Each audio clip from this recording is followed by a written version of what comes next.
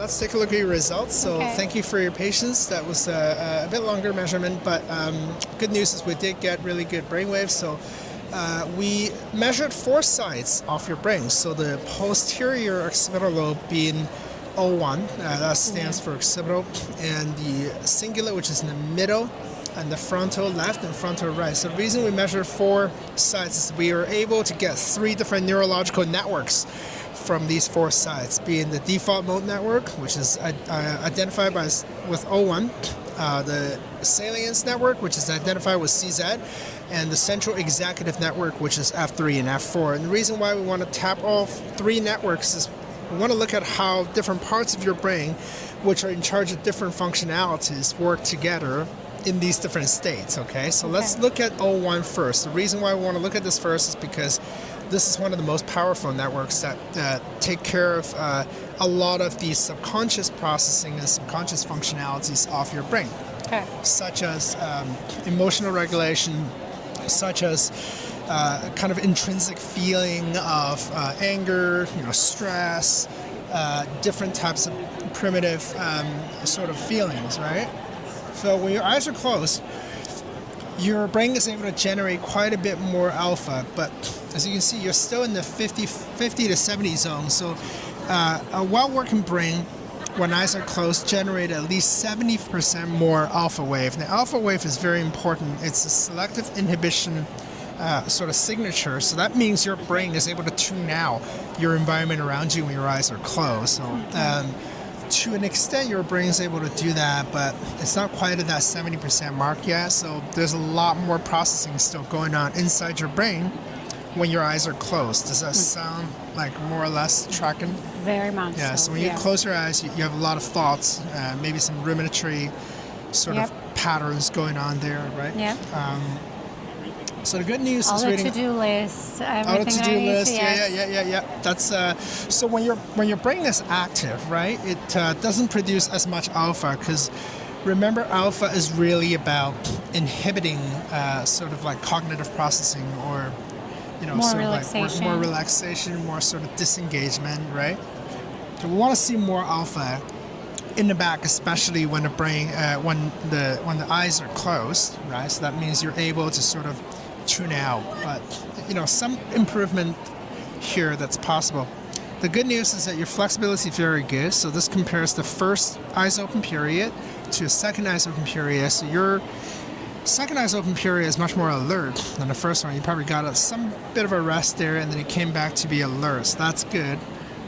Your peak alpha, or your sort of cognitive processing speed and regulatory speed, is pretty healthy. It's 9.6 hertz. Most people are, around our age group tend to be around, 9.6 to 10.5 range. So this is good. Your theta beta ratio seems healthy. This is about cognitive attention and really kind of like being able to sustain sort of awareness for your cognitive state in the back of your brain. So most of it looks pretty healthy. Let's check your Fourier transform. So Fourier transform is kind of this power versus frequency comparison. So down on the x-axis here you have frequency from low to high, and on a y-axis you have relative amplitude, which is how strong each wave register presents, right? So you have a lot of alpha, which is good. So your theta pattern seems to be interesting in terms of a reverse pattern. So what I mean by that is if you look at the green bar, that is eyes open, you present quite a bit of theta. When your eyes are closed, your theta reduces. So, this means your brain is busy. It's not engaged in this sort of normal rest and recovery when your eyes are closed, like it normally would be. Yeah. Instead, it drops, and then when you are engaged with the counting task, your theta rises again. So that could represent some kind of compensatory action or distractibility. When you're trying to do a boring counting task, your brain goes somewhere else. Does that track? Yeah. Especially counting, yes. Yeah. So it's not the most fun task. No. We purposely made it so that we can test the brain's ability to focus that way, right? Okay. So let's look at the central. So a little bit of stress, a little bit of limbic activation. Yeah. Not so much to worry about. So your central or your salience network look much better than the back. So you can see the alpha production is much more pronounced here at 135%. quite a bit higher. In fact, it's above 100%, so this could be indicative of some expressions related to spending a lot of time on a screen. So some theory will say that, if you're close to 150 or 200, that could be indicative of, prolonged screen exposure or cell phone addiction or screen addiction. Okay. People who tend to spend a lot of time on screens, their alpha is way out here. And that's not really a good thing, because too much alpha could be inhibitory for other functions to be fully accessible and online, right? Interesting. So flexibility, again, pretty decent. So you have about 17% residual alpha when your eyes are open. So that's actually not terrible, but it's something to be aware of, that when you open your eyes again, ideally your brain should shift right back to the low alpha state because you're engaged. And so somatically, you're probably feeling a little tired because this is also the center of what's known as the somatosensory area or sensory motor region. So that means your body, your motor region feels maybe a little bit sleepier still, and it's not coming fully back online when your eyes are open yet. Does that feel about how you felt? Yeah, you're a little... Theta beta ratio is pretty ordinary, but it's still on the high end of the yellow zone. So yellow zone by convention is about cautionary. So it's not like you're not in trouble, but you're kind of pretty close to a threshold of clinical remarkability. So what that means is you have a lot of theta in the center and maybe not enough beta to counterbalance that. So theta's role is rest and relaxation, but it's also kind of like a frequency when you're zonking out, like when you're kind of like, somewhere else, kind of, so too much theta and not enough beta can present certain situations like attention deficit disorder and maybe difficulty in sustaining attention to a task. Okay. Right? Does that feel like it tracks? Bit? I'm usually pretty good with attention. Yeah.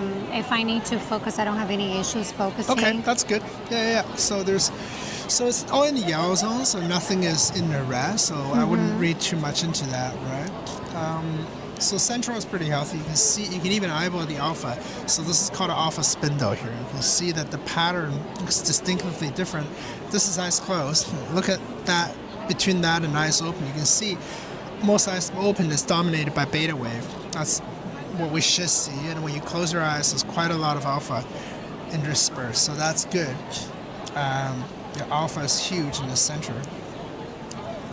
So looking pretty good, right? So alpha is huge here and then comes down pretty much to normal. Again, that theta pattern and delta pattern. So this is interesting. So when you're engaged in an accounting task, your central part of your brain fills up with delta. So this could be a sign of disrupted sleep.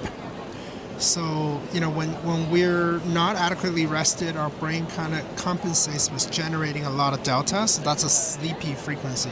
So you could feel a little sleepy right around there. When I'm counting? Yeah. Definitely sleepy when I'm counting. Yeah, so that's what is showed in delta, right? So when we work out with our clients, we look at these things in assessment. We can tell a lot about how their brain handles different states. That's why we do this. Look, all those reds with my... Yeah.